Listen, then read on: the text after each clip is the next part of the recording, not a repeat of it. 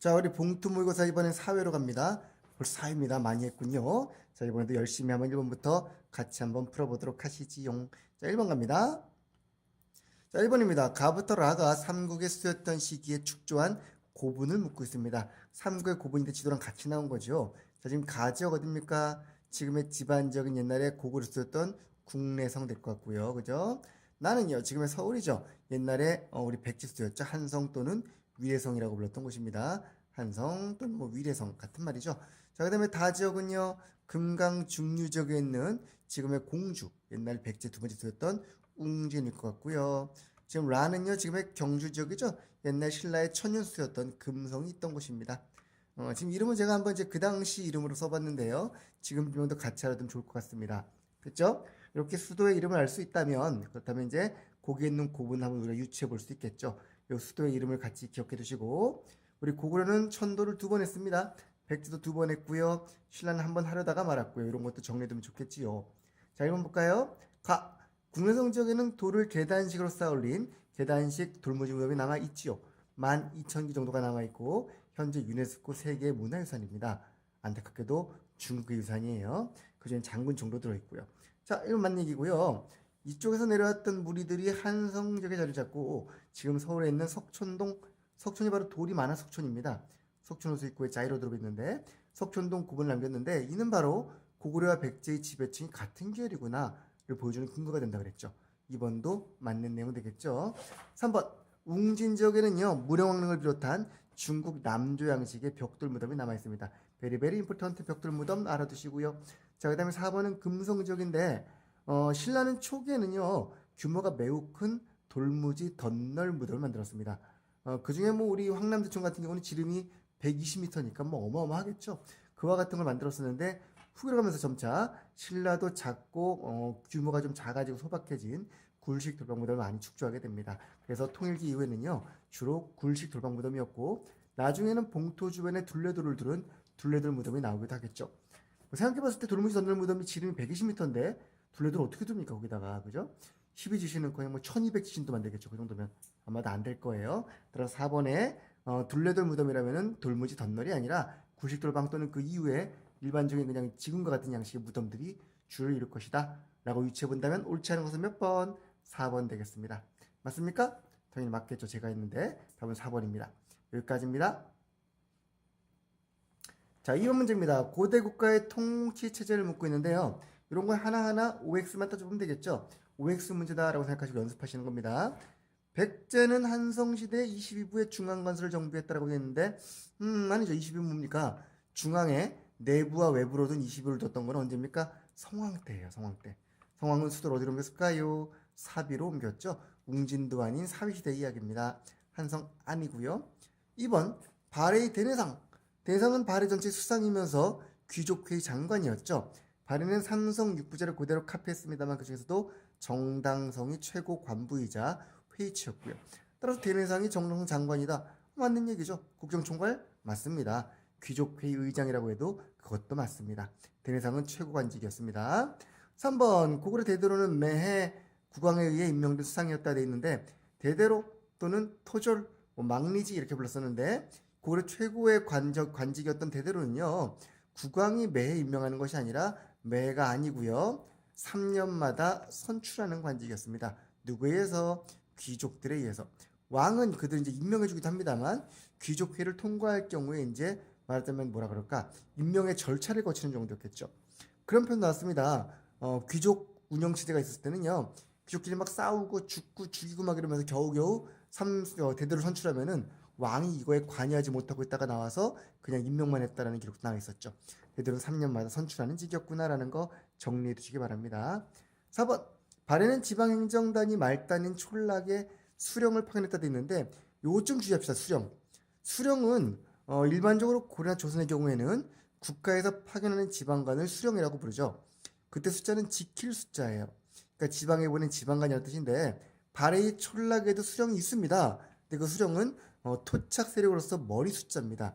수령이라고 하면은 그 지방의 우두머리 그런 뜻이에요.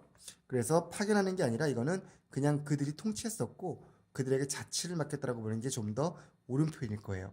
아시겠죠? 파견이 아니다 라고 보시면 될 것 같습니다. 정답은 몇 번? 2번입니다. 이건 뭐 어차피 내용상 하나하나 OX이기 때문에 포인트 없이 그냥 바로 답으로 갑니다. 정답 몇 번이라고요? 2번입니다. 됐나요? 이런 거 열심히 초코집에서 연습하시면 됩니다. 우리 초코집에 OX 문제가 어마어마하게 들어있거든요. 거의 뭐 기출은 다 들어있으니까요. 그거 보시면서 정리 쭉 해두시고 요와 같이 사지선다로만 나와 있는 자료가 없는 문제는 꼭 좀 맞춰주시기 바랍니다.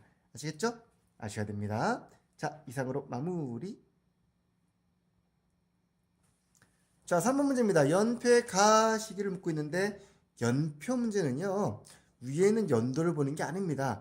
밑에는 사건을 보시는 거예요. 사건을 보시고서 인과관계로 풀어내시는 게 당연히 맞습니다. 연도 가지고 외우라는 내용 아니거든요. 따라서 나당동맹 체결, 사비함락, 뭐 평양성함락 이런 것들이 어떤 결과를 가져왔는 걸 보시면서 가에 들어갈 걸 고르는 게 정확한 풀이법이라고 할 수 있습니다. 만약에 그렇게 되지 않는 연표 문제가 있다면 문제의 질이 후진 거예요. 아시겠죠? 1번 백강전투 되어 있는데요. 백강전투가 무슨 전투입니까? 백제가 망한 다음에 일본이 부흥군을 보내어 도와주었던 전투가 백강전투죠. 물론 일본이 폭망했지만 따라서 앞시기 사비성 함락 이후에 들어가면 맞을 것 같습니다. 안시성 전투는요. 나당전쟁입니다. 그죠? 우리 양만춘 장군 당 태종의 침략을 안시성에서 막아내었다. 당이 고래 깨지자 당은 결국 어쩔 수 없이 신라와 동맹을 맺죠. 따라서 나당 동맹보다 앞에 들어가야 될 겁니다. 자, 기린도 독부는요. 백제가 망한 다음에 바로 당나라가 설치한 게 웅진도 독부였고 백제 부흥군이 망하자 그 다음에 설치한 게 계린도 독부예요. 그래서 그 당시 당나라는요. 백제와 신라 지역을 모두 통치하겠다라고 야심을 드러낸 거지. 그리고 고구려가 망하자 이번엔 뭘 설치했을까? 안동도부를 두어서 두 도독부를 총괄하게 만든 겁니다. 여기 열받았던 신라가 이제 결국 백제 고구려민을 끌어안고 나당 전쟁에 돌입하게 되는 것이고 그리고 당을 보낸 다음에 삼국통일을 완성하는 것이기 때문에 안동도부 설치가 여기 쏙 들어갈 수 있겠죠. 이해됩니까? 이 사건들의 순서의 인관계를 보시는 겁니다. 자, 우리 한번 중요한 문제로 이 4개 사건의 순서를 잡아볼 겁니다. 맨 처음 볼까요? 안시성 전투. 그죠? 그 다음에 백강 전투가 이루어진 다음에 거기서 일본이 패배하고 나서 당이 설치한 게 계린도 독부였죠. 그리고 고구려가 망한 다음에 설치한 게 바로 안동도부입니다. 이렇게 사건들의 순서를 묻는 문제들은 여러분들이 연습 삼아서 한번 순서를 1, 2, 3, 4 매기는 것도 매우 아주 아름다운 연습이 될 겁니다. 정답 몇 번? 4번이라고요. 오케이. 됐습니다. 여기까지 마무리. 4번 문제입니다. 각각에 대한 설명으로 옳은 것은 되어 있는데 이 사료는 뭐 매우 중요한 사료죠. 한두 번이 아니라 여러분이 자주 보았던 그 사료일 겁니다. 이렇게 꽃피 하나 딱 쳐두시고요. 신문왕 7년에 문무관리들에게 관료전을 지급했다. 4. 문무관료전 그랬었죠. 자, 그 다음에 2년 뒤에는요. 드디어 노급을 박살을 냈고요. 그리고 한참 지나 성동왕 때는 정전을 지급하였다는 것인데 신문왕 원년에 김음도련을 진압하고 귀족을 통제하는 과정 속에서 관료전을 먼저 지급하고 그 다음에 노급을 혁파한 것이지요.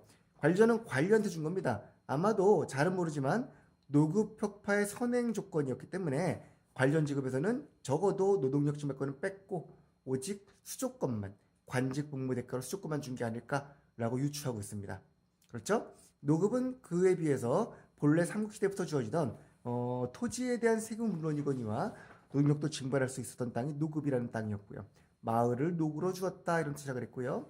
정전은 백성들에게 지급해다 돼 있는데 실제 땅을 준 것인지 아니면 그 땅, 백성의 땅에다가 조세를 부과할 수 있는 권리를 국가에서 매긴 것인지는 모르겠습니다만 적어도 정전 지급을 통해서 백성들을 직접 나라가 통치한 건 틀림없다라고 설명을 드렸을 거예요. 이 세 개 토지 항목은 매우 중요한 것이 뭐래요, 여러분들이 각각의 용어의 의미와 설치 시기 그 다음에 그것이 어떻게 국가의 권력 관계에 반영이 되었는가를 꼭꼭꼭 정리해 두시기 바랍니다. 오케이. 1번부터 가볼까요? 관직 복무 대가로는 가능할 것 같은데 아이고야 전지와 시는 전시과죠. 고려시대 전시과입니다. 말도 안 되고요. 자, 니은입니다. 신라 하대의 귀족들의 반발로 부활하였다. 그럴싸하죠. 아닙니다. 노급이 부활했던 건 신라 중대인 경동왕 때고요. 하대 가서 귀족들의 경제적 기반이 된 건 맞습니다. 그러나 부활한 자체는 신라 중대였던 경동왕 때라는 것 잊지 마시기 바랍니다. 티귿 성동왕 때 지급했다는 정전은요. 뭔지 모르겠지만 적어도 국가가 토지와 국민에 대한 지배력이 높아진 건 틀림없으니까 정답은 3번 되겠습니다. 됐죠? 자, 기역, 니은, 디귿 모두 소유권상 공전이다 돼 있는데 소유권상의 공전은 국유지를 말하는 거고요. 이건 전부 소유권상 사전입니다. 일반 국민들의 땅, 백성들의 땅인데 그 땅의 세금을 누가 걷냐의 문제죠. 만약 관료전이나 노급이 국유지였다면 국가에서 귀족한테 세금을 내는 그런 꼴이 됩니다. 말이 안 되겠죠. 이건 전부 소유권상 사전에 해당하는 땅들이었겠죠. 이해되십니까? 토지제도는 역시나 하나의 용어와 그 의미를 파악하셔야 됩니다. 만약에 잘 안 돼 있다면 얼른 초코집 토지제도 편을 보시기 바랍니다. 오케이? 무료 강의예요. 아주 좋죠. 4번 마무리. 자, 5번 문제입니다. 다음에 주신 왕에 대한 설명으로 옳은 것은 됐고요. 어느 왕인지 볼까요? 일단 출전이 뭐요? 고려사 절유니까 아무래도 고려왕이겠죠. 자, 왕의 이름은 소이다. 소가 누굽니까? 몰라요? 그럼 넘어가시고 시대 초반에는 신하에게 둥둥둥 나와 있는데 초반엔 잘하다가 후반에 못했다고 욕을 먹은 왕 기억나십니까? 아마 광종일 거예요. 최승로가 시무 28조에서 광종이 처음엔 참 잘했는데 뒤에 가면서 이상해져가지고 일찍 죽었다고 막 욕을 했었잖아요. 그죠? 둘째 줄에 보니까 이런 거 있네요. 빈민을 구이라고. 우리 광종이 했던 거 제2보 같은 거 기억나야 되겠고요.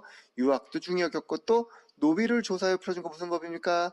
노비 안검법 기억나시죠? 좋습니다. 잘했었는데 파바 뒤에 이거 뭐랍니까? 중반 이후로는 점차 신하를 많이 죽이고 공신들 막 죽였단 말이야. 불법을 지나치게 좋아하고 연등해야 팔간회를 성대행했던 그런 왕이었죠. 그래서 절도가 없었다고 욕을 먹고 있답니다. 누구라고요? 광종. 그렇죠? 자, 광종에 대한 설명으로 옳은 거 골라볼까요? 1번 재관과 의통을 중국에 파견하여 천택을 전파했다. 광종 때는요 불교를 되게 숭상했었기 때문에 고승들이 많이 나왔단 말이지. 대표적인 게 바로 규녀가 있었습니다. 규녀는 귀법사에서 여러 가지 화엄종을 중심으로 한 교종에 대한 노력을 했던 분이었고요. 그 다음에 그 당시 우리나라가 불교가 융성하다 보니까 남중국에서 거꾸로 우리한테 천태학을 좀 가르쳐달라고 부탁을 해온겨. 그때 파견된 분이 바로 여기 있는 재관과 의통입니다. 기억해주세요. 재관, 의통 이 두 사람 불교 문제긴 합니다만 잘 나오는 분들입니다.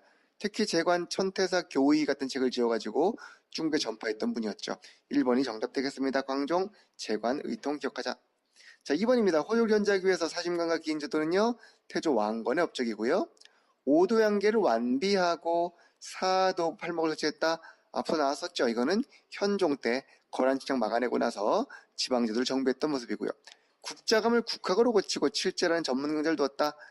국학으로 고쳤다기보다는 이제 국학은 보통 문서를 보는 게 맞을 겁니다만 어쨌든 간에 이와 같은 기사가 나오는 거는 바로 예종 때입니다. 예종 때 국자감에 칠제라는 전문 강자를 두어가지고 사학을 견제하고자 했다라는 거 아마 잘 알고 계실 거예요. 나중에 나오겠습니다만 사학을 견제하는 관학지형식도 시험에 잘 나오는 테마이기 때문에 따로 한번 확인해 주시면 좋겠습니다. 오케이? 이상으로 5번 마무리할까요? 해야지요. 다음 6번 문제입니다. 다음 사료가 쓰여진 때와 가장 가까운 시기를 묻고 있습니다. 가까운 시기가 이거는 전후 관계를 살펴가면서 어느 시기일까 보셔야 될 텐데 다음 사료가 쓰여진 시기거든요. 포인트는요. 이 나온 기사가 중요한 게 아니라 다음 자료가 쓰여진 시기인데 자료가 나와 있어요? 안 나와 있어요? 맨 끝에 나와 있잖아. 뭐라고? 동국 이상 국집이라고. 그럼 우리는 딴 거 필요 없고 동국 이상 국집이 쓰여진 때만 알면 되겠네. 그렇죠? 자료가 엄청 긴데 몇 줄이야 이게 도대체? 열 몇 줄 되는데 이거 읽을 필요 없이 아하 동국 이상 국집이 쓰여진 때 하고 정리하면 될 것 같습니다. 물론 우린 본 김에 내용 한번 슬쩍 볼게요. 인종대 최은희가 만든 책 뭐였습니까? 상정고급예문. 당시 상정예문이 있었는데 이걸 나중에 점점점 뒤에 보니까 과연 천도할 때 예관이 급한 상황에서 미처 챙기지 못한 것을 누가 챙겼을까? 이거를 최후가 챙긴 거. 최후가 챙겨가지고 결국 주자를 사용하여 28번을 인쇄했다라는 게 나와 있는 것이죠. 상정 고금 예문에 대한 내용입니다. 자, 우리 동국이상국 실려있는 요 글 바로 최후를 수상했던 누가? 이규보가 쓴 글이었죠. 이규보는 무신직권기에 활약했던 인물이었습니다. 따라서 이 글이 쓰여진 시기는 무신직권기라고만 놓고 풀어도 충분히 아마 답이 될 수 있을 겁니다. 오케이, 동국이상국에 포인트를 두자라는 거 기억해 두시고요. 1번 최강윤 보고에 따라 거란 침략에 대비했던 시기는요. 고려 3대 왕이었던 정종 때였죠. 광군사. 앞에서 본 적 있습니까? 네, 있습니다. 2번 고려왕의 친조를 요구하며 네가 친히 조공 바쳐라 그러면서 침략했던 거란군을 강감찬이 귀재서 물리쳤단다. 거란 몇 차 침략? 3차 침입이고요. 이게 바로 현종 때입니다. 요거 막아내고 고려에서는 장성을 쌓게 되는 것이죠. 3번 윤관이 기병 중심의 별반을 이끌고 여진을 정벌했던 거 역시 마찬가지고 고려 중기 때 우리 숙종 때 별반을 만들고 예종 때 동북 구성 쌓고 그랬답니다. 1번과 2번과 3번은 전부 다 고려 전기 모습이에요. 4번 삼별초가 환도에 반대하여 둥둥둥 대몽항쟁은요. 우리 몽골 침략에 대하여 결국 최씨 정권이 끝까지 싸우다가 토항하다가 무너지고 그 다음에 잠깐 12년간 다른 무신기가 있었는데 그 뒤에 여몽연합군에 의해서 정벌이 되고 맙니다. 그때 마지막에 있었던 삼별초가 항쟁을 했던 것이죠. 따라서 무신기 바로 직후기 때문에 답이 될 수 있는 건 바로 몇 번? 4번이 되겠다라는 스토리겠네요. 됐습니까? 이렇게 해결하면 되는 문제겠습니다. 물론 1, 2, 3번 내용도 매우 중요한 대강이기 때문에 기억해 두셔야만 되겠죠. 확인해 두시고 넘어갈게요. 자, 그럼 다음 문제로 가볼까요?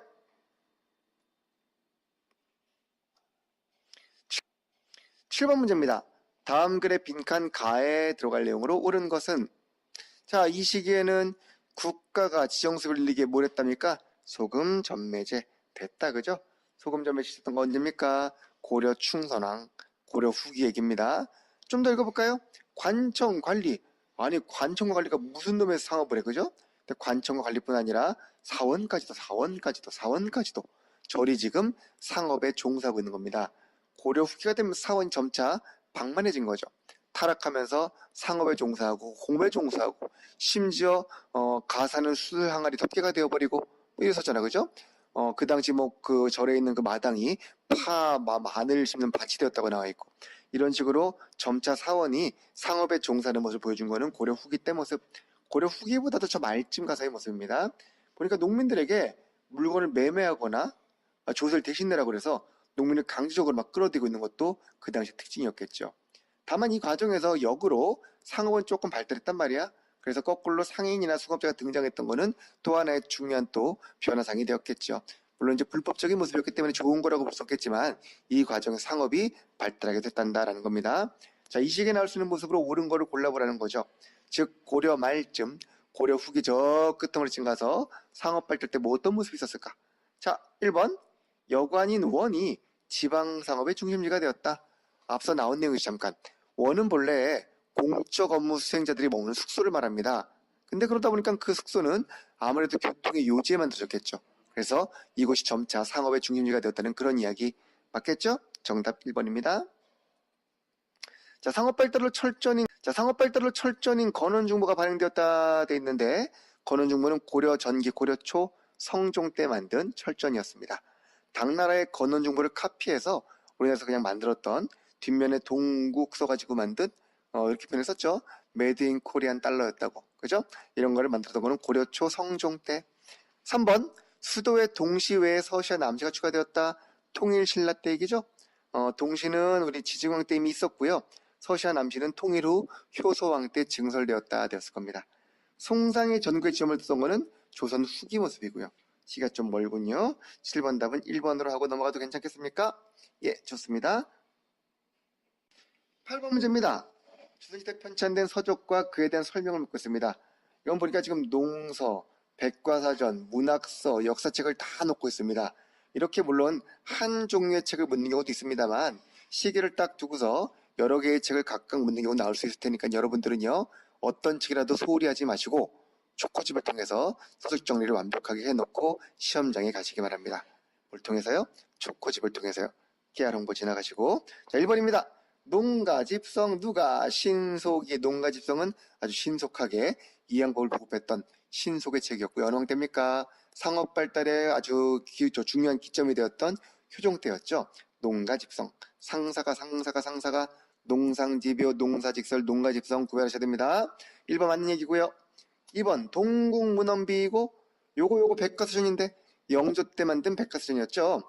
영조 때 왕명으로 편찬된 우리나라 대표적인 백과사전이었고 요 동국문헌비고를 증보한 책이 바로 고종 때의 증보문헌비고입니다. 그것도 함께 세트로 기억해둡니다. 3번 동문선 벌써 몇 번 나왔어요, 그죠? 동문선은 동쪽 우리나라의 문장도 아름다운데 어찌 당송문학만 숭상하고 우리나라를 버리십니까? 그러면 서거정이 만든 책이 동문선이었습니다. 우리나라 문장 중에서 선별해가지고 만든 선집이라고 보시면 될 겁니다. 성종 때 편찬하여 우리 글에 대한 자주의식을 돋보였다는 거 가능할 수 있는 선지죠. 4번입니다. 동국 사략 같은 제목의 책이 두 권 있습니다. 조선 초에 나온 게 하나 있었고요. 16세기 게 하나 있었고요. 초에는 권근이 쓴 책이었습니다. 이 책은 태조 때 만들었던 고려 국사에다가 연결시킬 목적으로 도전이가 고려 국사를 써가지고 고려 때 책을 썼는데 여기다 연결하기 위해서 그 앞에 것을 정리한 게 바로 동국사락이에요. 그런 책이 하나 있었고 또 하나의 책은 16세기 때 박상이라는 사람이 쓴 책입니다. 이건 우리나라 역사를 약간 줄여 썼던 책이에요. 그래서 이의 기자실기와 더불어 사림의 존화주의를 잘 보여주는 그런 책이 16세기 박상의 동국사락입니다. 4번 선지 보니까 바로 그 중에 뭐요? 바로 앞선 책 태종 때 나온 그 책을 말하는 거겠죠? 어느 왕 때라고요? 세종이 아니라 태종 때입니다. 오케이, 됐나요? 이렇게 정리되면 될 것 같습니다. 답은 몇 번입니까? 4번이죠. 동국사력 역사책인데요. 역사책을 쑥 시기별로 정리하는 거 꼭 해두시고요. 그 중에 동국사력은 어느 왕 때, 태종 때 누가 권근이 쓴 책이었다. 이만하면 정리되겠죠? 여기 있는 네 권은 꼭 기억해 두시고요. 역시 책들 다시 한번 정리해 두십니다. 됐습니까? 오케이.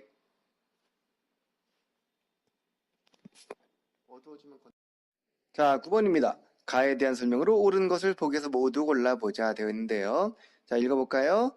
유교 이념의 바탕을 둔 정치를 강조한 조선은 어느 나라는 조선은 권력의 전제를 방지하기 위해 왕과 고위 관리를 견제하고 싶었답니다. 왕과 고위 관리를 한꺼번에 견제할 수 있는 그런 기구겠네요. 딱 필이 오죠? 자, 가 역할을 중시했었고요. 또 가의 관리는 직위는 높지 않았지만 관리와 양반 스텝의 여론을 이끄는 무슨 활동을? 언론 활동을.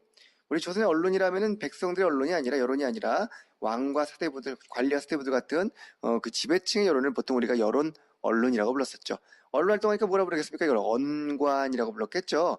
언관하면 떠오르는 관직 3사, 그쵸? 3사 언관직. 3사가 뭐예요?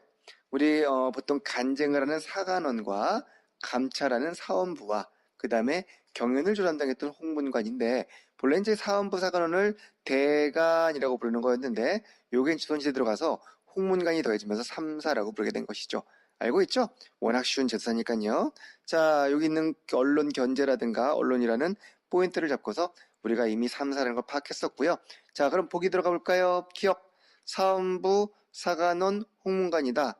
그렇다. 제가 방금 얘기했었죠. 사원부 사관원은 양사 또는 대간이라고 불렀고 홍문관을 더하여 3사라고 부른다. 자, 기억 맞고요. 니은 국왕 직속 사법기구로 왕권을 뒷받침했다 돼 있는데 국왕 직속 사법기구는 뭡니까? 의금부. 한번 끌려가면 걸어 나올 수 없는 곳. 디귿 고려시대 대간과 유사한 역할을 했다. 고려의 대간 그러면은 중서 문화상의 낭사와 어스대 관원들. 낭사가 사관원과 마찬가지로 간쟁을, 그 다음에 어사대는 사원부와 마찬가지로 감찰 담당했던 역시 언론기구입니다. 디귿도 맞겠네요. 우리를 조선시대 최고 행정 집행기관이다. 그럼 뭘까요? 6조 말하는 거겠죠, 뭐 그죠? 6조가 각각 행정 집행기구로서 지금의 각 부나 마찬가지입니다. 따라서 우리는 기업과 디귿을 답으로 고를 수 있다 없다? 있다. 답은 2번이다. 됐죠? 여기까지 마무리. 10번입니다. 가나 인물을 묻고 있습니다. 옳지 않은 것은 되어 있는데요. 가, 이름은 선이다. 난 모른다. 어렸을 때 영특했다. 그런 사람이 한둘인가요? 그렇죠? 당쟁에 휘말려 정신질환을 앓았다. 뭔가 필이 온다 그러다가 비참한 죽음을 맞이했고 사망 후 그에게 뭐라는 시호가? 사도라는 시호가 내려진 장원세자. 바로 사도세자죠. 유아인. 그렇죠? 가는 사도고요. 나는요. 이름은 호이다. 이름이 다 왜 이래? 그죠? 병자호란 이유 뭐 이유? 병자호란 때에 형과 함께 청으로 끌려가서 인질생활을 했답니다. 근데 먼저 귀한 형이 죽어버린겨. 형이 사망을 하자 결국 내가 세자가 되었네. 그때 세자로 책봉된 그 사람이 누굴까요? 바로 효종이죠. 그죠? 복림대군 효종일 거예요. 형이 먼저 죽은 다음에 소현세자가 죽으면서 결국 복림이가 왕이 되었던 것이죠. 역시 마찬가지 붕당의 과정에서 이런 일이 벌어진 것이죠. 가와 나의 공통점이 있다면 둘 다 붕당의 전개 과정에서 뭔가 어떤 변화를 맞았던 그런 분들이었나 봐요. 가는 영조의 아들 서세자, 나는 인조의 아들 효종을 말하는 겁니다. 자, 봅시다. 두 명은 파악했나요? 이런 문제는 이제 우리가 스토리텔링이 아니고는 파악할 수가 없습니다. 그러니까 전후 관계에 대한 어떤 팩트를 보여주는 게 아니라 어떤 분위기와 이야기, 스토리를 보여주는 거기 때문에 이런 것들은 뒷배경을 좀 알면서 내용을 풀면 좋겠습니다. 1번입니다. 정조에 의해 수원화성으로 이장되었단다. 그쵸? 사도세자는 그 아들이었던 정조가 수원으로 딱 이적을 한 다음에 혈룡원을 만들어 주었죠. 지금은 융릉이라고 불립니다만 그 당시 혈룡원이라는 원을 만들어 놓고 그래서 나중에 화성을 거기다 축조하는 게 바로 같은 맥락의 배경이었을 겁니다. 됐죠? 2번 죽음을 둘러싸고 시파와 벽파가 대립하였다. 사도의 죽음을 불쌍하게 여긴 분들이 바로 시파였고요. 그죠? 사도 죽음을 당연시 여긴 분들이 노론 중에서도 강경파였던 노론 벽파였죠. 사도의 죽음을 둘러싸고 시파 벽파 대립했던 것은 맞는 얘기겠네요. 3번입니다. 효종 때는 북벌을 취했습니다. 아주 강력한 북벌이었는데 그 북벌은 당시 서인 세력들에 의한 북벌이었습니다. 송시열, 송준길, 이완 등이 주도했던 북벌이었고 남인 윤희의 북벌은 숙종 때 가서 청나라의 정세변을 이용한 또 다른 북벌이었죠. 따라서 답은 3번 되겠네요. 오케이? 우리 효종 때 북벌과 숙종 때 북벌은 구별해서 알아두셔야 됩니다. 서인과 남인의 각각 다른 북벌이었습니다. 4번 하멜을 훈련도감에 들여 신무기를 개량했다. 하멜 표류인이었는데 이 양반을 데려다가 훈련도감에 딱 가둬놓고 가둔 건 약간 좀 이상하지만 어떻게 잡아놓고 신무 개발시켰는데 하멜은 튀었죠. 튀어서 나중에 하멜 표류기라는 글을 쓰신 그런 분이세요. 그죠? 효종 때 하멜, 인조 때 벨테브레이 외워두시면 좋겠습니다. 자, 10번 이렇게 일단 정리해둘게요. 11번 문제입니다. 다음 군사 조직에 대한 설명으로 옳지 않은 것은 되어 있네요. 군사 조직인데 뭐 내용이 뻔하네. 조선 후기 수도 및 그 외곽을 방어하기 위해서 설치됐던 다섯 군영 무슨 군영? 우리가 보통 5군영 그랬잖아요. 훈련도감이 제일 먼저 생겼죠. 선조 때. 그 다음에 어영청, 총용청, 수어청이 언제? 인조 때. 그죠? 그 다음에 금이영은 숙종 때 만들어집니다. 어영청, 총용청, 수어청 세 개의 청에 이어 마지막 숙종 때 경신한국계기로 금이영을 딱 만들면서 5군영이 완성된 것이죠. 물론 이 5개 군영은 정비군영은 아니었고요. 각각 다른 임무를 맡고 있었고 이름도 각각이죠. 도감, 청, 영 이런 식으로. 하지만 조선 후기 들어와서 매우 중요한 중앙군의 역할을 대체하게 되었답니다. 라는 것이죠. 그중에 훈련도감과 어영청은 주로 도성, 수도를 방어했었고요. 금이영은 왕실을 방어했기 때문에 일반적으로 수도를 방어하는 중앙군이다 부른 것이고 총용청은 북한산성, 수어청은 남한성을 방어하다 보니까 수도 외곽 방어했던 군대였다라고 얘기하고 있는 것이지요. 자, 설명 들어가 볼까요? 이상 5군영 체계적으로 알아두시고요. 1번입니다. 고종 때 이 5군영은 결국 2영으로 축소가 되었죠. 통리, 기무, 아문을 만들고 군영을 정비하면서 5군영을 2개로 축소했습니다. 그 2영이 바로 무의영과 장어영이니까 맞는 얘기입니다. 2번 서인 정권의 군사 기반이 되었다는 것도 역시 맞는 얘기죠.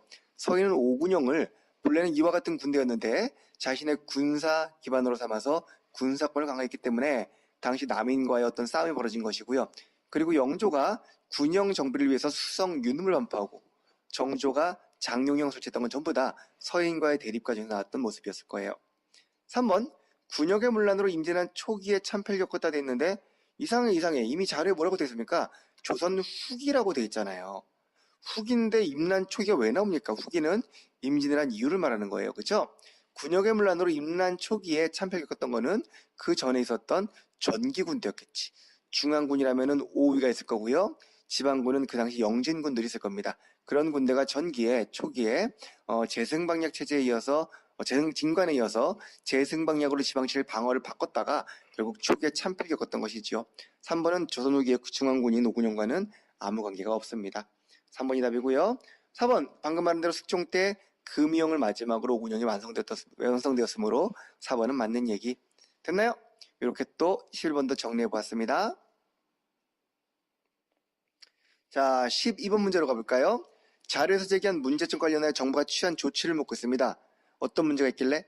5, 6년 전부터 도서관에 놀고 먹는 무리들이 되게 많아. 평시서의 역할을 얻어.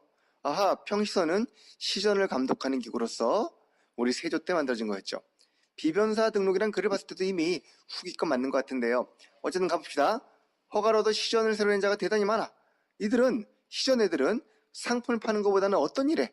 난전을 잡는 일에 더욱더 열을 올리고 있다는 얘기입니다. 난전을 시전이 잡아들이는 건 어떤 권리가 있기 때문에 난전을 금하는 권리 뭡니까? 바로 금난전 권이 있었기 때문에 맞겠죠? 금난전권이 시전상인들이 여러 가지 보따리 상인들 난전들을 금할 수 있는 권리였는데 요게 약간 이제 오버가 돼가지고 난전들의 불법을 단속하는 게 아니라 오히려 난전에게 삥을 뜯고 돈을 뺏고 이런 걸 더 좋아했단 말이에요. 지구들이 다 막 점포를 만든 다음에 난전을 못 살게 구는 거죠. 이런 것들이 지금 매우 큰 문제라는 겁니다. 자, 이 문제 어떻게 해결해야 될까요? 자, 1번. 일단 금난정권 체크해 두시고요. 금난정권. 아이고, 답이 나왔다. 1번. 공인의 도구행위를 허용한다. 공인은 대동법 실시 후 등장했던 어용상인들입니다. 아무 관계가 없죠. 지방을 돌아다니면서 물건을 구매하고 이런 분들이기 때문에 시전과 난전의 관계에 개입하기는 아마도 그렇게 쉽진 않았을 거예요. 2번. 사상의 상업활동을 일체 금지한다. 나라 망하죠? 그죠? 금지하는 게 아니라 풀어줘야 되겠지, 이들을요. 3번. 보부상이 도성에 출입하는 것을 제한했다. 보부상도 역시 난전은 아닙니다. 보부상은 지방 장시에서 활동하는 그런 상인들이고요. 난전은 도성 근처에서 미약가 끌고 지게 지고 와서 장사하는 그런 분들 말하는 거예요. 관계없고요. 4번. 유기전을 빼놓고 시전의 금난정권을 폐지한다. 금난정권을 폐지하는 통공정책을 통해서 자유로운 상업이 보장되고 그 결과 상업이 번성하고 그리고 여러 가지 물가가 안정되고 다양하게 좋은 점이 나왔었죠. 어느 황태입니까? 정조 때였죠. 이를 우리는 신의 통공 정책이라고 부르죠. 오케이. 10번도 역시 마무리. 자, 13번 문제입니다. 다음 같은 주장에 대한 설명으로 가장 적절한 것은 생태계를 구성하는 인간, 금수, 초목은 차별은 있지만 차별은 차등이 아니야. 금수와 초목에 나름대로 예와 의가 있어. 처음 들어보는데 풀과 나무에도 예와 의가 있답니다. 그래서 사람과 사물이 귀하고 천함의 차이가 있다고 해도 하늘이 볼 때는 다 똑같단 말이에요. 그래서 사람과 사물은 어떻다? 균등하다. 사람과 인과 사물은 물은 균등하다는 인물성 무슨 론? 인물성 동론이에요. 동론. 인물성 동론은 주로 누가 강조했습니까? 충청도에 있었던 노론인가요? 서울에 있던 노론인가요? 서울 노론인 낭론들이었죠. 동론은 낭론으로 이어지는 것이고, 그렇죠? 동론은 낭론. 인물성 동론 낭론이었습니다. 이 낭론도 나중에 뭘로 갑니까? 사람과 사물이 같다는 것은 결국 오랑캐와 중화가 같다는 것이고, 오랑캐를 우리가 받을 수 있다 없다? 있다는 거예요. 그래서 북학으로 이어집니다. 북학. 오케이? 이 북학으로 이어진 건 나중에 뭘로? 개합하러 가게 되는 것이지. 자, 좀 길었습니다만 인물성 동론은 주로 서울 경기 노론인 낭론이 정했던 것이고 이들은 북학으로 다시 개화해집니다. 반면에 사람과 사람이 다르다고 봤던 건 인물성 이론이라고 부르겠죠. 사람과 사람이 다르다는 거. 이론은 충청 노론인 호론들이 정했었고 호이입니다. 낙동 호이. 이건 뭘로 갑니까? 나중에 위정 축사로 가게 될 겁니다. 자, 그럼 볼까요? 일단 인물성 동론, 낭론 잘 기억해 두시고요. 대의명분을 강조한 북벌이다라는 거는요. 이보다 앞서 있던 일이에요. 인물성 논쟁은요. 송시열 사후, 영조 이후에 나온 거고요. 우리 북벌은 그 앞서 효종과 숙종 때 했던 일입니다. 북벌은 뭡니까? 오랑캐를 정벌하자는 거니까 우리 오랑캐가 같다 다르다. 다르다고 본 겁니다. 이거는. 굳이 따지자면 인물성 이론 쪽의 입장이고요. 이걸로 발전하는 것도 시기상 맞지 아니하고요. 1번 아니고요. 인성과 물성이 같다고 보는 인물성 동론이다. 그래 이거라고요. 답은 바로 2번 되겠네요. 그렇죠? 이론 대체로 충청도 쪽 노론학자들, 충청도로 뭐라고 불러요? 호론이라고 부르죠. 이건 어느 쪽? 인물성 이론 쪽입니다. 4번은요 누굽니까? 이거는 주로 양묘학자들 말하는 거예요. 양묘학 관련된 것이고 이 내용과는 관계가 없습니다. 됐나요? 자, 이와 같이 인물성 동의 논쟁 정리하셔야 되겠습니다. 매우 중요한 테마입니다. 역시 잘 모르겠다면은 초코집을 참고하시고요. 오늘 광고 많이 하네. 자, 이상으로 또 마무리합니다. 자, 14번 문제입니다. 다음은 어느 관청의 변천을 정리한 것이다. 가에 들어갈 내용으로 옳은 것은 되어 있는데요. 1510년에 병조 안에니까 군사권인 것 같아요. 그거를 추가해서 1444로 끝납니다. 추가해서 임시기구로 만든 거예요. 군사권을 담당하는 병조 안에 사라는 이름으로 임시기구로 만든 거고 비로죠? 1510년이면 중종 때 바로 뭐가 있을 때? 삼포회란이 일어난 그해예요. 자, 54년에는요 정기관청이 되었고요. 55년에는 요게 청사가 설치되었답니다. 요때가 바로 을묘해변이죠. 요때부터 상설화되었다 그랬을 거예요. 바로 위에 보니까 합의기구란 말도 있고 이쯤은 알아야 되겠죠. 몰라? 더 가봅시다. 1864년 고종 대웅군 집권기인데 외교, 국방, 치안을 제한 모든 사무를 어디로? 의정부로 이관하고 바로 이듬해 바로 같은 해에 폐지하고 말았습니다. 결국 의정부로 이관한 다음에 폐지했던 거 뭐겠습니까? 비변사겠죠. 비변사. 임시에서 정교가 되고 청사를 두고 고종 때 폐지되었다. 자, 이게 고 네모칸에 들어갈 용으로 옳은 거니까요. 대략 을미해변 이후 고종 집권 전까지 상황입니다. 선조 때 들어갈 수 있겠죠? 전현직 정승과 판서, 군용 등이 모두 등장하는 최고기구로 발전하죠. 뭘 계기로? 임진왜란 계기로. 따라 정답 몇 번? 1번입니다. 비변사인 건 파악하셨죠? 제가 안 나섰네요. 자, 1번이고요. 효종 때 북벌의 본부로 대도했다. 효종 때 북벌의 본부가 됐던 건 뭡니까? 어영청이죠. 그죠? 군영이었고요. 숙종 때 붕당의 변질로 기능이 약화되어 강화됩니다. 붕당계의 비변사는 점점 강화되었습니다. 세독에는 하늘을 찔렀고요. 정조는 비변사가 마음에 안 들었을 거예요. 그래서 왕권 강화를 위해서 장용영이라든가 규정각을 두었죠. 비변사의 기능을 약화시키기 위해서. 따라서 나머지 2, 3, 4는 답이 될 수 없겠군요. 됐습니까? 컬! 자, 15문제입니다. 너 왜 벌써 나오니? 자, 15문제입니다. 다음은 개항기 조선과 열강이 체결했던 조약들이래요. 각각 어느 나라인가 볼까요? 자, 맨 먼저 갑니다. 조선에서 학문을 연구하거나 어문, 과학 등등을 하는 사람들은 우리나라의 원조를 받을 수 있다는 겁니다. 이게 이제 나중에 그분들께서, 그놈이라고 하면 안 되죠. 그분들께서 이걸 잘못 해석하여 또는 일부러 고의로 해석하여 어찌 우리가 알았는지 모르겠어요. 이걸 전부 다 포교를 허용한 걸로 받아들이고 말았습니다. 포교를 허용한 걸로 인정하여 우리나라에 결국 천주교가 전래되는 계기가 되었죠. 이 나라 어디입니까? 프랑스입니다. 우리는 이거를 어문이나 학문을 우리에게 가르칠 수 있다로 해석했는데 그들은 이거를 포교할 수 있다로 해석했던 것이지. 자, 나와의 조약입니다. 두 나라 중 어느 나라가 이렇게 될 경우에는 마지막 즈음에 나옵니다. 거중 조정을 통하여 우관계를 보이지 어느 나라? 미국. 거중 조정은 미국과의 맨 앞에 있는 정문이었고요. 다는 뭐 쉽겠네. 우리나라 연해는 매우 위험하므로 해안 측량권을 주겠다. 어디입니까? 일본과의 강화도 조약이죠. 자, 이쯤 하면 되겠죠? 프랑스, 미국, 일본 체크해 두시고. 자, 이제 문제 들어갑니다. 1번. 간은 조선이 최초의 근적 조약을 맺은 서구 열강이었다. 그럼 미국이에요. 미국이 82년에 최초로 우리가 서양과 맺은 조약이었습니다. 프랑스는 1886년, 좀 늦게 체결된 나라였고요. 2번. 가와의 조약은 조선책략의 영향으로 체결되었다. 조선책략 때문에 체결된 게 바로 조미조약입니다. 역시 아니고요. 자, 3번. 미국과 맺은 조약에는 최애국 대우와 치해법권이 들어있다. 아우, 임포턴트 최애국 대우. 그죠? 가장 혜택받는 나라. 미국이 처음 체결하고 나서 전부 다 모든 나라가 다 최애국이 돼버린 것이죠. 맞고요. 일본과의 조약으로 조선은 부산과 울산과 인천을, 울산 왜 나와? 그죠? 부산과 원산과 인천을 차례경했었죠. 부산이 76년, 원산이 80년, 83년에는 82년 3년에는 인천까지 개항이 됩니다. 이 세 개 순서도 기억하면 좋겠습니다. 부산, 원산, 인천이에요. 여기까지 해서 근대적 조약 하나 풀어봤습니다. 자, 다음 16번 문제입니다. 다음 강령을 내세웠던 세력이 제기한 주장이랍니다. 첫째, 둘째, 셋째, 넷째 몇 개예요? 4개. 4대 강령. 내용을 보니까 사람을 함부로 죽이지 말고 가축을 먹지 마라. 좀 험불해요. 그죠? 사람과 가축 죽지 말라는 얘기고 뭔가 난리를 쳤나 봐 이분들이. 충효를 다해 세상을 구하고 백성을 평안케 하라. 세상을 구하고 백성을 평안케 한다. 제폭, 구민 이런 거, 제세, 구민 이런 거 떠올려야 됩니다. 셋째, 일본 몰아낸다는 얘기죠. 외양창이, 척외양창이 이런 내용 들어있고요. 넷째, 서울로 가서 누구를 없애래요? 왕이 아니라 권세가와 귀족을. 이거 바로 누가 내세운 겁니까? 동학 1차 봉기 때 나왔던 4대 강령이죠. 동학 농민운동 1차 봉기 때 4대 강령, 요 4대 강령 외워두시기 바랍니다. 요거 나면 동학이다. 알아두세요. 꼭이요. 네, 알아두세요.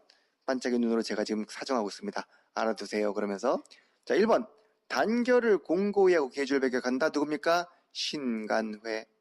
2번 왕실삼은 국정삼을 나누어 혼동하지 않는다. 홍범 14조에 들어있는 내용이고요. 이미 1차 개혁 때 국내부 설치로 웬만큼 이루어진 것이죠. 갑오개혁대기입니다. 3번 내십을 없애고 그 중에 우수한인재를 등용한다. 갑신정변 14개 정강 내용이죠. 내십은 왕의 상징이었기 때문에 약간 왕권을 제한하는 의도도 있는 걸로 보입니다. 물론 내시부가 변질한 것도 매우 중요한 배경이었겠지만 4번 7종의 천인차변을 개설하고 백종에서는 패랭이 평양가스를 없앤다. 동학농민운동 때 패정개혁한 내용이죠. 따라서 같은 세력이 주장한 주장으로 가능하겠습니다. 그렇죠? 강령을 내세운 세력과 4번의 동학세력은 같은 세력이므로 답은 4번이 되겠다라는 스토리. 어렵지 않았죠? 일단 이 자료 꼭 기억해 두시기 바랍니다. 17번 문제입니다. 밑줄 친 이 단체에 대한 설명을 옳지 않은 것은 됐는데 프랑스 조계 쪽에서 뭔가 얘기가 나왔습니다. 아하, 국건 피타루 상하이에 있었던 일이구나. 이 단체는 애국적인 아나키스트 무정부주의자들이 만든 거래요. 비밀결사로 무정부주의자가 비밀결사로 만들었고요. 인원도 얼마 안 되네. 30명? 몇몇은 프랑스 조계에 있고 여기저기 흩어져 있나 봐요. 자, 근데 그 중에 단원인 누가 있습니까? 김지섭 동그라미. 김지섭은요? 김지섭 누군데요? 일본의 이중교 의거 일으킨 분이었습니다. 일본의 제국의회라는 그 국회의사당이죠. 폭탄 던지려다 실패하고 나서 결국 일본 이중교, 천황, 일본 왕이 들어가는 그 다리 밑에 있다가 체포가 되었던 분이었습니다. 이 김지섭은 1924년, 그러니까 관동 대지진 이후 일본의 민심이 별로 좋지 않을 때 일본에 건너가서 아주 큰 거사를 준비했던 의열단의 단원이었죠. 의열단입니다. 의열단 기억해두세요. 자, 도쿄에서 체포가 되었고요. 의열단 설명으로 옳지 않은 거 골라봅시다. 무정부주의 김지섭 보고 알았겠죠? 알았겠죠? 자, 1번 의열단은요, 신채호의 조선혁명 선언을 그들의 지침으로 삼았었죠. 1923년 신채호 선생이 의열단을 위해서 강령을 써준 거, 요거 꼭 기억해 주시고요. 중국 본토로 이동하여 나중에 1935년에 민족혁명당을 세울 때, 원봉식해서 만들 때 의열단들이 대표적인 세력으로 가담했습니다. 3번 그들은요, 1932년 조선혁명 간박교를 세우고 내부적으로 군대 양성에 힘을 썼던 세력들이었고요. 만보산 사건이 뭡니까? 만주사변 그 직전에 일본이 일으킨 조약 사건이에요. 만보산으로 우리가 중국과의 갈등이 악화되자 이거를 회복하려고 만든 거는 바로 뭡니까? 한인애국단이라는 김구 선생이 만든 임정의 조직이었습니다. 이봉창, 윤봉길 의거 주도했던 한인애국단이 4번에 대한 설명이죠. 오케이. 의열단 워낙 잘 나옵니다. 여러 번 나오더라도 여러 번 다 정리해 두셔야 됩니다. 오케이? 18번 문제입니다. 가와나 사이시기 역시 사이시기를 묻는 시기 문제죠. 가는 뭔데요? 좌우 대립이 격화되는 가운데 중도파의 누가 여운형과 김규식이 통일 정부를 위하여 광복 이후구나, 그죠? 좌우합작 좌합작으로 전개했답니다. 그 운동 세력은 여러 가지를 처리하기 위하여 결국 7원칙 마지막 줄에 7원칙에 합의했다는군요. 좌우합작 7원칙을 발표한 그 단체는요, 좌우합작위원회. 1946년 7월 모스크바 삼상회의 직후 좌우 대립을 극복하고자 만든 좌우합작위원회, 미군정의 지원으로. 나는요, 분단의 가능성이 점차 높아지자 김구와 김규식이, 김규식 2번 나왔네. 김구와 김규식이 누굴 만나? 김일성과 김두봉을, 김 F4, 그죠? 김구, 김규식, 김일성, 김두봉 4김 회담으로 남북 재정당 사회단체 연석회의가 열립니다. 언제입니까? 48년 UN 아시아 소총의 수정결의로 남북 분단이 가시화되자 김구와 김규식이 협상을 제안했었고요. 결국 협상을 타결하셨죠. 뭐라고 했습니까? 우리는 UN 결정 따르지 않겠다. 총선 불참, 엔드된 미스 양군 철수해라. 결국 이거는 무시되었고 이들을 배제한 채 50총선거로 첫 우리나라 정부가 수립되게 됩니다. 알고 계시죠? 그 사이를 묻겠습니다. 국가보안법은 정부 수립 후 재헌정부에서 만든 거예요. 처음 정부에서 재헌의회에서 여순 11구 사건 역시 8월 15일 정부 수립 후의 일이었고요. 조선인민공화국은요, 광복 직후 건국준비위원회가 아직까지 임정세력이라든가 미군정이 들어오기 전에 만들었던 우리나라 초기 정부였는데 미군정과 우파들의 반발로 결국 무산되고 말았죠. 자, 유엔 한국 임시위원단은요, 유엔에서 우리나라의 남북 인구별 총선을 결정하고 나서 파견한 위원단이었습니다. 그러나 북측의 방해로 결국 귀국하고 말았고 얼마 뒤 아시아 수청의 수정기를 또 정리하려고 다시 한번 파견된 게 유엔 한국 위원단이었어요. 그러므로 이거는 가와나 사이에 들어갈 수 있겠죠. 오케이? 따라서 정답 몇 번입니까? 4번 되겠네요. 자, 이 사료들 잘 봐두시고요. 좌우합작위원회라든가 남북협상 같은 제가 아마 3개만 했을 겁니다. 우리가 했던 중요 세력 3개, 건국준비위원회, 좌우합작위원회, 남북협상. 이 3개의 통합 노력의 전후 배경과 결과를 꼭 좀 정리해 두시기 바랍니다. 정답은 4번이고요. 요거 역시 아주 깔끔하게 정리한 촉구직관계가 있으니까요. 한번 꼭 참고해 보시기 바랍니다. 됐죠? 19문제입니다. 다음 법률을 정한 국회를 묻고 있는 국회. 우리 국회가 꽤 많았었거든요. 1대부터 지금 때까지. 자, 1조, 2조 읽어보니까 뭐예요? 일본과 협력했으면은 쳐 죽이자 뭐 이런 겁니다. 자, 이거 바로 반민법이죠. 친일파 처리를 위한 반민족 행위자 처벌을 위한 특별법 반민법 언제 만들었죠? 1948년 9월 정부 수립하자마자 어디에서? 재헌의회에서. 그죠? 반민법은 재헌의회에서 만든 겁니다. 초대의회죠. 자, 거기서 그 국회의원 설명으로 옳은 걸 골라보래요. 여기서는 재헌의회에서는요, 반민법뿐만 아니라 농지기억법, 그리고 좀 전에 나왔던 국가보안법, 물론 우리 대한민국 헌법도 만들었고요. 이런 다양한 법을 만들었습니다. 1번 맞고요. 1번 맞으니까 답이 1번이네요. 옳은 거니까요. 자, 2번 유신헌법이 구성되었다. 유신헌법은 1972년 박정희 정부에서 약간 독재를 위한 비정상적인 법을 만든 게 유신헌법이었죠. 허정, 과정은 뭘까요? 4.19 직후 이승만 대통령 하야한 다음에 당시 이승만 정부의 외교부 장관이었던 한 부총리급 되는 거죠. 허정이라는 인물이 과도 정부를 이끌면서 3차 개헌하고 그 직후에 장면 정부로 이어지게 됩니다. 삼선 개헌안은요. 1969년 369, 삼선 개헌 69년 6차 개헌입니다. 그때 만들었기 때문에 역시 재헌국회와는 아무런 관계가 없겠습니다. 됐나요? 됐습니다. 자, 사회 마지막 문제는 20번입니다. 가나 합의문이 발표된 사의를 또 묻고 있군요. 가는요, 미 대통령의 보장에 의하여 미국은 뭘 만들어준답니까? 경수로를 북한에, 미국과 북한이 경수로 건설에 합의했던 내용, 북미 제네바 합의죠. 언제입니까? 94년. 94년에 있었던 북미 제네바 합의서. 보통 이제 미북 안 하고 북미 그래요. 미국이 우방이고 북한이 적인데 우리는 미국을 앞에 두지 않습니다. 그 동포인 북한을 먼저 두는 거죠. 북미 제네바 합의. 핵 문제에 대한 합의서였고요. 최근에도 많이 지금 문제가 불거지고 있죠. 트럼프가 뭐 핵 때문에 어쩌고저쩌고 하고 있는데 이때도 그런 합의가 있었나 봐요. 남입니다. 나는요.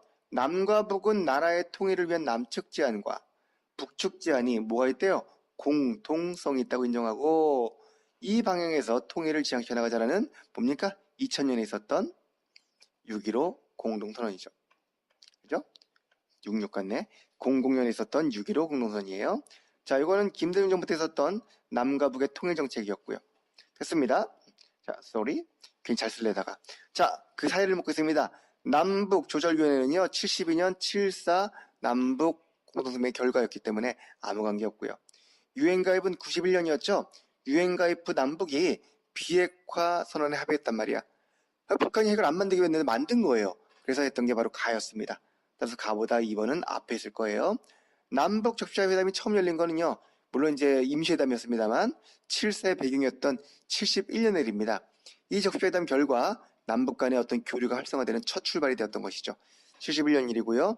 금강산 해로 관광은 김대중 정부 초기 98년에 정주영 현대회장이 이끌어낸 성사였고 이 결과 남북 정상회담이 2000년에 나왔던 겁니다.